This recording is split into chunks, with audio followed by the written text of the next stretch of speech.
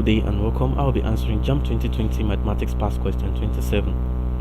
The base diameter of a cylinder is 14 cm while the height is 12 cm. Calculate the total surface area if the cylinder has both a base and a top. The options are given here. Now let's assume we have a cylinder like this,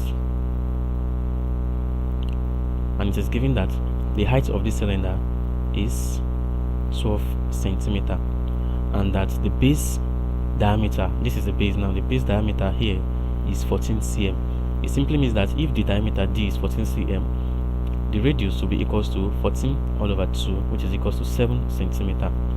Now the formula for calculating the total surface area of a cylinder is given as 2 pi r into r plus h. That's the area of the top and bottom circle plus the area of the curved surface area plus the curved surface area. Now this is equals to 2 multiplied by 22 all over 7 times 7, which is the radius, into, that's multiplied by 7 plus 12.